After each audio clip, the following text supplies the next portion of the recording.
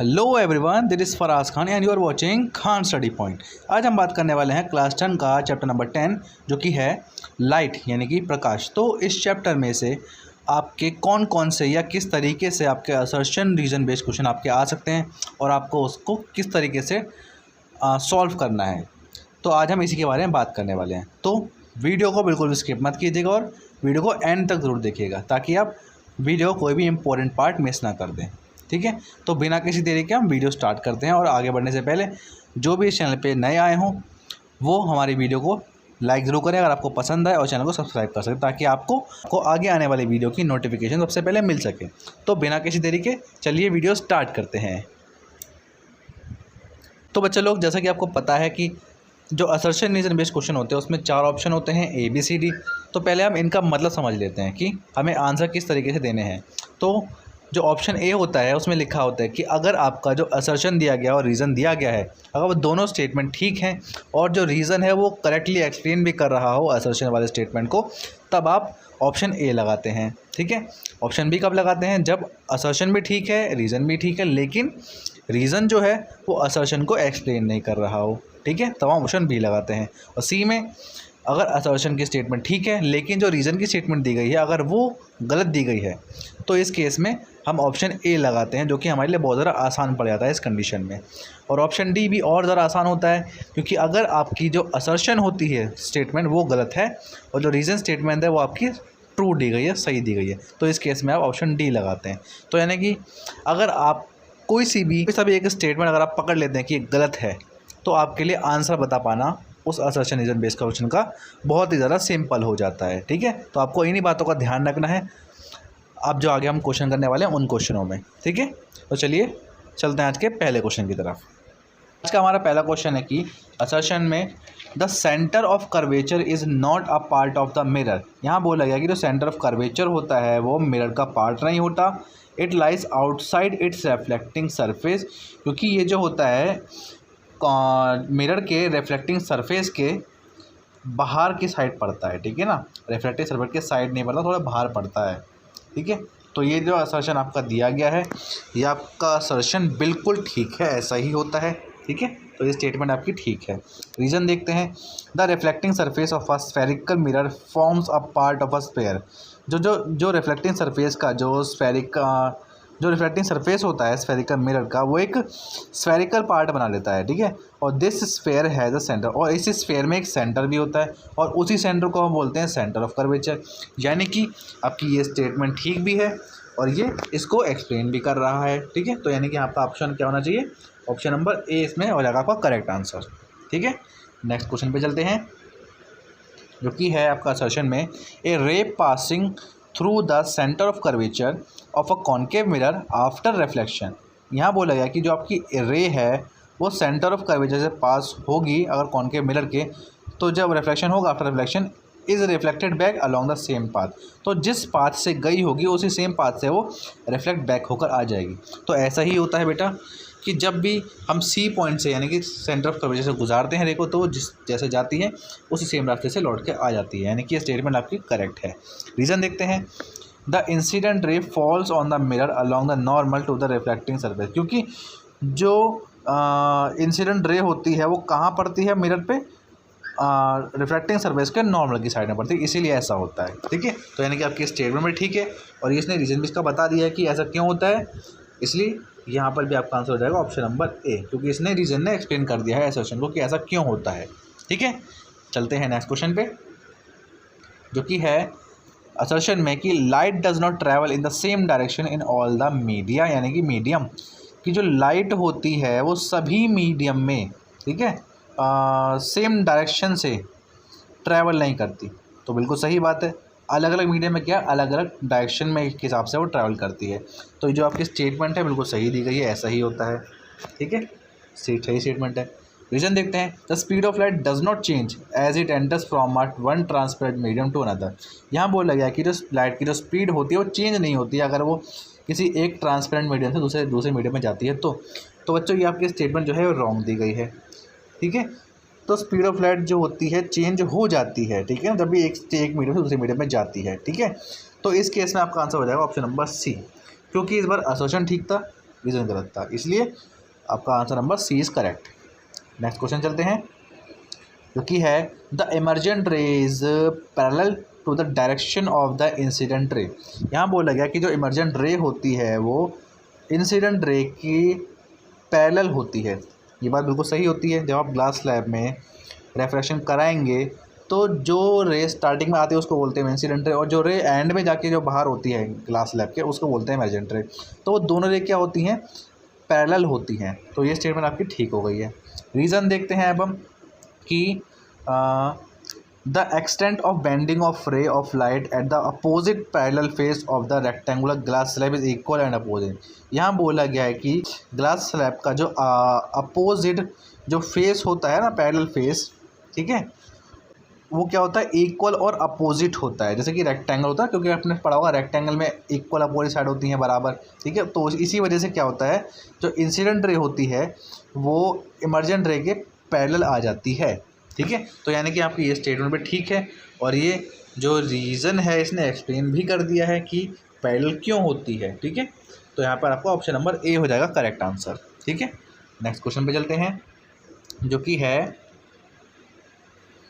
कि आपको reason assertion दिया गया है कि a ray of light travelling from a rarer medium to a denser medium slows down and bend away from the normal. पहले बोला गया कि जो अगर कोई रे ऑफ लाइट ट्रैवल कर रही है रेयर मीडियम से डेंसर मीडियम में, तो वो स्लो डाउन हो जाएगी और बैंड हो जाएगी अवे फ्रॉम नॉर्मल। नॉर्मल मतलब नॉर्मल से दूर हट जाएगी। और आगे बोला गया है कि when it travels from a denser medium, और जब ये वही रे डेंसर मीडियम से रेयर मीडियम में ट्रैवल करेगी तो उसकी स्पीड क्या है, अप हो जाएगी, नहीं बढ़ जाएगी, वो बैंड होगी इस बार टूवर्ड्स नॉर्मल, यानी कि नॉर्मल की तरफ। तो ये जो आपकी स्टेटमेंट है बिल्कुल ही रॉन्ग दी गई है, क्योंकि यहाँ पर जो बात करेंगे इसका ठीक उल्टा होता है। जब रे ऑफ लाइट रेयर से डेंसर में जाती है तो उसकी स्पीड क्या होती है, ज़्यादा होती है, और वो जो बैंड होती है वो टूवर्ड्स नॉर्मल होती है, ठीक है ना, और वाइस वर्सा होता है, ठीक है, नेक्स्ट कंडीशन में। तो यहाँ पे आपकी जो स्टेटमेंट है वो दी गई है रॉन्ग। अब हम देखते हैं रीज़न में क्या हुआ है। रीज़न बोल रहा है the speed of light is higher in the rare medium than the denser medium. ये बिल्कुल सही स्टेटमेंट दी गई है, ठीक है ना, क्योंकि जो स्पीड ऑफ लाइट होती है जितना मीडियम रेयर होगा उतनी ही वहाँ पे स्पीड ज़्यादा रहेगी, और डेंसर में जितना मीडियम होगा उतनी ही वहाँ की स्पीड कम हो जाएगी लाइट की, ठीक है। तो यहाँ पर आपका करेक्ट आंसर हो जाएगा क्या, ऑप्शन नंबर डी, क्योंकि यहाँ पर आपका जो ये असर्शन था ये गलत था और ये रीज़न आपका सही था, इसलिए आपका option number D is correct. चलते हैं नेक्स्ट क्वेश्चन पे, जो कि है assertion the mirror used in search lights are concave spherical. कि जो मिरर यूज़ किया जाता है सर्च लाइट्स में, क्या वो कॉन्केव स्फेरिकल होता है? बिल्कुल सही बात, कॉन्केव वाला मिरर ही होता है वो। तो ये जो स्टेटमेंट है करेक्ट दी गई है। रीज़न देखते हैं कि in concave spherical mirror the image formed is always virtual. क्या जो कॉन्केव स्फेरिकल मिरर होता है, क्या वो जो इमेज बनाता है क्या वो हमेशा वर्चुअल होती है? बिल्कुल नहीं, हमेशा तो वर्चुअल नहीं होती है, सिर्फ एक ही कंडीशन में होती है वर्चुअल। और अगर आपको नहीं पता कि किस कंडीशन में होती है तो आप मेरे इस चैप्टर पे बनाई गई डिटेल वीडियो देख सकते हैं, जो कि आपको डिस्क्रिप्शन बॉक्स में मिल जाएगी और आपको ऊपर आई बटन पे भी शो हो रही होगी, वहाँ भी आप जाके देख सकते हैं, ठीक है। तो यहाँ पर तो दोनों स्टेटमेंट है उसमें से क्या असोसिएशन ठीक है, लेकिन जो रीज़न है वो गलत दिया गया है, ठीक है ना। तो इस केस में जो आपका आंसर बनेगा वो आपका बनेगा ऑप्शन नंबर सी, क्योंकि यहाँ पर असोसिएशन ठीक रीज़न गलत, इसलिए option number C is correct. Next question पे चलते हैं, जो कि है असोसिएशन में कि the light travels faster in glass than in air. यहाँ बोला गया है कि जो लाइट होती है वो ग्लास में ज़्यादा फास्ट ट्रैवल करती है अगर उसे कंपेयर करें हम एयर से। तो हम इसी के बारे में ऊपर क्वेश्चन कर चुके हैं कि जो मीडियम जितना रेयर होगा उसमें लाइट की स्पीड उतनी ज़्यादा होगी और जितना डेंसर होगा उतनी इसमें स्पीड लाइट कम होगी। तो इस हिसाब से यहाँ पर जो ये स्टेटमेंट है ये रॉन्ग दी गई है, क्योंकि ग्लास जो होता है ग्लास तो एक डेंसर मीडियम होता है, एयर होता है रेयर मीडियम, तो एयर में फास्ट होनी चाहिए ना कि ग्लास में, इसलिए स्टेटमेंट इज़ रॉन्ग। रीज़न दिया गया glass is the denser then air, ये स्टेटमेंट बिल्कुल ठीक दी गई है कि ग्लास जो होता है डेंसर होता है ना एयर के कंपैरिजन में, तो बिल्कुल ठीक स्टेटमेंट है। अब अगर आपकी एसोसिएशन गलत हो चुका है, रीज़न ठीक हो चुका है, तो आपका एक ही जो है ऑप्शन बचता है, जो कि होगा आपका ऑप्शन नंबर डी, ठीक है। चलते हैं नेक्स्ट क्वेश्चन की तरफ, जो कि है असर्शन में for observing traffic at back. अगर आपको ट्रैफिक पे फोकस करना, ऑब्जर्व करना है, पीछे जो होता है ट्रैफिक रोड में, तो the driver mirror is convex mirror, तो जो ड्राइवर के पास जो मिरर लगा होता है बगल में, क्या वो कॉन्वेक्स मिरर होता है क्या? तो बिल्कुल सही बात, वो मिरर कॉन्वेक्स मिरर ही होता है। ठीक है, स्टेटमेंट करेक्ट है। देखते हैं reason. A convex mirror has much larger field of view than a plane mirror. यहाँ पर बताया गया है कि जो कॉन्वेक्स मिरर होता है वो ज़्यादा अच्छे से बड़ी जगह को कैप्चर करके दिखा सकता है, ठीक है ना, प्लेन मिरर के कंपैरिजन में। तो यहाँ पर ये स्टेटमेंट बिल्कुल ठीक दी गई है और ये एक्सप्लेन भी कर रहा है कि ड्राइवर वाले मिरर में कॉन्वेक्स मिरर ही क्यों लगा होता है, क्योंकि वो अच्छे से ज़्यादा फील्ड को, ज़्यादा एरिया को कवर करके दिखा पाता है, ठीक है, छोटे साइज़ में थोड़े से। इसलिए यहाँ पर आपकी दोनों स्टेटमेंट ठीक है, एक्सप्लेन भी कर रहा है रीज़न, तो यहाँ पर आपका ऑप्शन नंबर ए हो जाएगा करेक्ट आंसर। ठीक है, नेक्स्ट क्वेश्चन पे चलते हैं, जो कि है mirror formula can be applied to a plane mirror. यहाँ बोला गया है क्या जो प्लेन मिरर होता है, जो मिरर फॉर्मूला होता है क्या वो प्लेन मिरर पे अप्लाई हो सकता है? बिल्कुल हो सकता है। तो ये स्टेटमेंट बिल्कुल ठीक है, यानी कि स्टेटमेंट इज करेक्ट। रीज़न देखते हैं। A plane mirror is a spherical mirror of infinite focal length. क्या जो प्लेन मिरर होता है वो एक स्फेरिकल मिरर होता है ऑफ इनफाइनाइट फोकल लेंथ? तो नहीं बेटा, प्लेन मिरर जो होता है वो एक स्फेरिकल मिरर नहीं होता है। स्फेरिकल मिरर में हमारे कौन से होते हैं? कॉनकेव और कॉन्वेक्स होते हैं। प्लेन मिरर स्फेरिकल मिरर नहीं होता है, ठीक है। तो इसलिए ये आपकी जो स्टेटमेंट है रॉन्ग हो गई है। लेकिन यहाँ पर बताया गया आगे infinite focal length, focal length की इनफाइनाइट फोकल लेंथ तो होती है, लेकिन ये स्फेरिकल मिरर नहीं होता है। इसलिए यहाँ पर जो आपका ऑप्शन करेक्ट हो जाएगा होगा आपका नंबर सी। ठीक है, चलते हैं नेक्स्ट क्वेश्चन की तरफ, जो कि है it is not possible to see a virtual image by eye. यहाँ बोला जा रहा है कि वर्चुअल इमेज को हमारी आंखों से देख पाना पॉसिबल नहीं होता है। तो ऐसी बात तो नहीं है बेटा। वर्चुअल इमेज होती है उसको हम देख तो सकते हैं, लेकिन बस उसे हम किसी पर्दे पर नहीं शो कर सकते, दिखा नहीं सकते। तो यहाँ पर जो स्टेटमेंट है ये स्टेटमेंट रॉन्ग दी गई है, ठीक है। यहाँ बोला गया नहीं देख सकते, लेकिन हम देख सकते हैं ना वर्चुअल इमेज को भी। रीजन देखते हैं। The rays that seems to emanate from a virtual image do not in fact emanates from the image. जो हमें रे दिख रही होती है वर्चुअल इमेज से, वो एक्चुअल में नहीं आ रही होती है उस इमेज से। तो ये स्टेटमेंट जो है बिल्कुल सही है, ठीक है ना। तो यहाँ पर आपकी असर्शन गलत हो चुका है, रीज़न ठीक हो चुका है। तो यहाँ पर आपका ऑप्शन नंबर डी हो जाएगा यहाँ पे आंसर आपका, ठीक है। ये डी बना हुआ है, डी। चलते हैं नेक्स्ट क्वेश्चन की तरफ, जो कि है when the object moves with a velocity of 2 metre per second. जब कोई ऑब्जेक्ट 2 मीटर पर सेकेंड की वेलोसिटी से मूव कर रहा है तो its image in the plane mirror moves with a velocity of 4 metre per second. तो जो उसकी इमेज होगी प्लेन मिरर में वो मूव करेगी 4 मीटर पर सेकेंड की वेलोसिटी से। तो ये जो आपका रीज़न असर्शन दिया गया है करेक्ट दिया गया है, ऐसा ही होगा। रीज़न देखते हैं। The image found by a plane mirror is as far behind the mirror as the object is in front of it. यहाँ बोला गया कि जो आपकी जो इमेज होगी जो बनेगी प्लेन मिरर से, वो as far behind the mirror, वो जो जितनी दूर होगी मिरर से, as the object is in front of, जितना कि ऑब्जेक्ट उसके सामने होगा, ठीक है। तो यहाँ पर ये स्टेटमेंट भी आपकी ठीक दी गई है और ये जो है इसे एक्सप्लेन भी कर रहा है। यहाँ पर आपका ऑप्शन नंबर ए हो जाएगा करेक्ट आंसर, ठीक है। नेक्स्ट क्वेश्चन पे चलते हैं, जो कि है the height of N object is always considered positive. कि जो ऑब्जेक्ट की हाइट होती है उसे हम हमेशा पॉजिटिव लेते हैं। बिल्कुल सही बात, पॉजिटिव ही लेते हैं। रीज़न देखते हैं। An object is always placed above the principal axis in this upward direction. कि जो ऑब्जेक्ट होता है ना किसी भी चीज़ का प्रिंसिपल एक्सिस के ऊपर जो रखा होता है उसको हमेशा ऊपर की डायरेक्शन में रखा जाता है, दिखाया जाता है, ठीक है ना। कुछ इस तरीके से ऐसे अपवर्ड दिखाया जाता है अगर प्रिंसिपल एक्सिस ये है तो, ठीक है। तो इस वजह से जो हम वैल्यू मानते हैं ऑब्जेक्ट वो पॉजिटिव मानते हैं। तो इसलिए आपकी स्टेटमेंट ठीक है और इसने इसको एक्सप्लेन भी कर दिया कि पॉजिटिव क्यों होगा, क्योंकि इसे अपवर्ड रखते हैं इसलिए। तो इसलिए यहाँ पर आपका आंसर हो गया option number A is correct, ठीक है। नेक्स्ट क्वेश्चन पे चलते हैं, जो कि है असर्शन में कि concave mirrors are used as makeup mirror. कि कॉनकेव मिरर का इस्तेमाल मेकअप वाले मिरर जो होते हैं उसमें किया जाता है क्या? बिल्कुल सही बात, किया जाता है। तो बिल्कुल स्टेटमेंट ये करेक्ट है, तो राइट लग गया। रीज़न देखते हैं। When the face is held with in the focus of a concave mirror. जब जो हमारा फेस होता है उस मिरर के सामने वो अगर विद इन द फोकस है, फोकस के आसपास है, then diminished image of a face is seen in the concave mirror. तो जो हमारे फेस की जो होगी छोटी सी डिमिनिश्ड इमेज दिखाई देगी क्या कॉनकेव मिरर में? तो बिल्कुल नहीं। अगर छोटी इमेज दिखाई देनी होती तो हम कॉन्वेक्स का इस्तेमाल करते, और क्योंकि कॉनकेव जो होता है, कॉनकेव हमेशा एनलार्ज इमेज दिखाता है ज़्यादातर, तो इसलिए स्टेटमेंट आपकी रॉन्ग हो चुकी है। और अगर आपकी जो रीज़न स्टेटमेंट रॉन्ग हो चुकी है तो यहाँ पर आपका ऑप्शन सी हो जाएगा करेक्ट, क्योंकि असर्शन ठीक है इसलिए।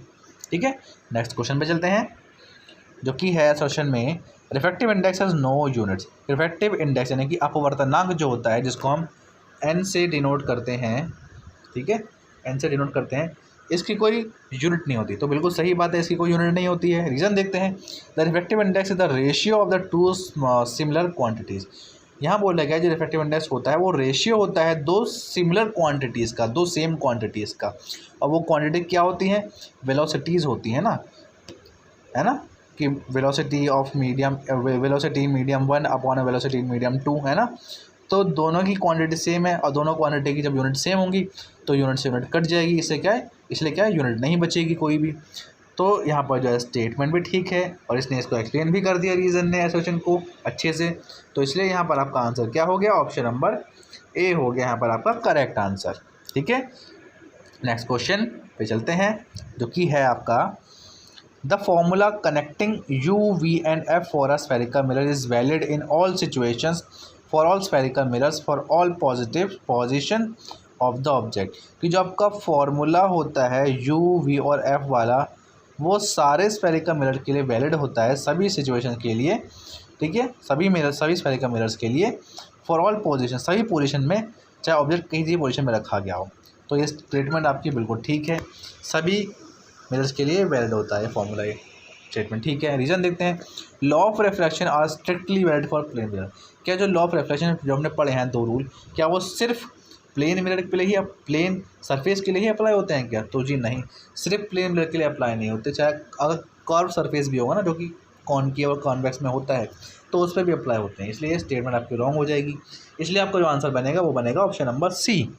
ठीक है, नेक्स्ट क्वेश्चन पे चलते हैं, जो कि है आपका a person can not see his image in a concave mirror. एक जो इंसान है वो अपनी इमेज को देख नहीं पा रहा कॉनकेव मिरर में, मतलब देख नहीं सकता, जब तक कि unless he is standing beyond the center of curvature of the mirror, जब तक कि वो उस मिरर के सेंटर ऑफ कर्वेचर के बाहर ना खड़ा हो, पीछे ना खड़ा हो। ठीक है, तो ये आपकी स्टेटमेंट ठीक है, तब तक नहीं देख पाएगा ये। ठीक है, रीज़न देखते हैं, in a concave mirror real image formed is real provided the object is situated beyond its focus. तो यहाँ पे आपका रीज़न दिया गया है कि जो कॉनकेव मिरर होता है उसमें जो इमेज होती है वो रियल होती है, provided the object is situated, जिससे ये पता चलता है कि जो ऑब्जेक्ट जो बना है वो कहाँ पे रखा हुआ था, और जो ऑब्जेक्ट की जो इमेज बनी है वो ऑब्जेक्ट कहाँ रखा हुआ था, वो बियॉन्ड इट्स फोकस रखा था, फोकस के पीछे रखा गया था। ठीक है, तो यहाँ पर आपकी ये स्टेटमेंट भी ठीक रखी गई है, तो इसलिए आपका आंसर क्या हो जाएगा? ऑप्शन बी हो जाएगा, क्योंकि इस बार इस रीज़न ने एक्सप्लेन नहीं करा है ऑप्शन असर्शन वाले स्टेटमेंट को। ठीक है, चलते हैं नेक्स्ट क्वेश्चन की तरफ, जो कि है हमारा virtual images are always erect. कि जो आपकी जो जितने भी वर्चुअल इमेजेस होते हैं, यानी कि आभासी प्रतिबिंब जो बनता है, क्या वो हमेशा इरेक्ट होता है, हमेशा सीधा होता है क्या? बिल्कुल सही बात है, हमेशा सीधा ही होगा वो। रीज़न देखते हैं, virtual images are formed by diverging lenses only. क्या जो वर्चुअल इमेजेस होते हैं क्या वो हमेशा सिर्फ डाइवर्जिंग लेंस ही बनाएंगे? तो जी नहीं, कन्वर्जिंग मिरर हो या कन्वर्जिंग या फिर डाइवर्जिंग मिरर हो, और भी चीज़ें बना सकती हैं वर्चुअल इमेज को। तो ये स्टेटमेंट आपकी रॉन्ग है, इसलिए आपका जो करेक्ट आंसर हो जाएगा ऑप्शन नंबर सी हो जाएगा। ठीक है, नेक्स्ट क्वेश्चन पे चलते हैं, जो कि है आपका large concave mirrors are used to concentrate sunlight to produce heat in solar furnace. यहाँ बोला गया है कि जो बड़े बड़े कॉनकेव मिरर्स का इस्तेमाल किया जाता है ताकि जो है सनलाइट जो है कॉन्सनट्रेट करे, ठीक है, ताकि इससे क्या हीट प्रोड्यूस हो सोलर फर्नेसिस में। तो ये स्टेटमेंट आपकी बिल्कुल सही है, ऐसा किया जाता है। रीज़न देखते हैं, convex mirrors are also known as converging mirrors. क्या कॉन्वेक्स मिरर को हम कन्वर्जिंग मिरर के नाम से भी जानते हैं? तो जी नहीं, कॉन्वेक्स मिरर को नहीं जानते हम, बल्कि कॉनकेव मिरर को जाना जाता है कन्वर्जिंग मिरर के नाम से। इसलिए आपकी जो स्टेटमेंट है ये रॉन्ग हो चुकी है, इसीलिए यहाँ पर आपका करेक्ट आंसर क्या हो जाएगा? ऑप्शन नंबर सी यहाँ पर हो जाएगा करेक्ट आंसर। ठीक है, नेक्स्ट क्वेश्चन पे चलते हैं, जो कि है virtual image is formed when light rays appear to it, कि वर्चुअल इमेज जब बनती है जब लाइट जो है मिलती भी हमें सिर्फ लग रही हो, अपीयर हो रही हो, बस एक्चुअल में ना मिल रही हो। तो यहाँ पर जो आपकी स्टेटमेंट है एकदम करेक्ट है। ठीक है, रीज़न देखते हैं। Virtual image is always erect, क्या वर्चुअल इमेज जो होती है हमेशा इरेक्ट होगी? बिल्कुल सही। ऐसी सेम स्टेटमेंट पीछे भी आ चुकी है हमारी। तो यहाँ पर आपकी दोनों स्टेटमेंट ठीक है, लेकिन ये जो है रीज़न इसको एक्सप्लेन नहीं कर पा रहा ठीक से, इसलिए यहाँ पर आपका आंसर क्या हो जाएगा? ऑप्शन नंबर बी यहाँ पर आपका हो जाएगा करेक्ट आंसर। ठीक है, चलते हैं आज के लास्ट क्वेश्चन की तरफ, जो कि है असर्शन में refractive index of diamond is 2.42, कि जो डायमंड का रिफ्रैक्टिव इंडेक्स होता है वो 2.42 होता है। बिल्कुल करेक्ट स्टेटमेंट है। ठीक है, और आपको यहाँ पर एक बात और ध्यान रखनी है कि जो डायमंड जो होता है एक ऐसा सब्सटेंस है जिसका रिफ्रैक्टिव इंडेक्स टिल डेट आज की डेट तक सबसे ज़्यादा हाई होता है रिफ्रैक्टिव इंडेक्स डायमंड का। ठीक है, जो कि होता है 2.42, इसको आपको ध्यान रखना है। अब रीज़न देखते हैं। It means that the speed of light is 1/2.42 times less in diamond than in vacuum. इसका मतलब ये हुआ कि जो स्पीड ऑफ लाइट है वो क्या है 1/2.42 टाइम कम है डायमंड में का एज़ कम्पेयर टू वैक्यूम।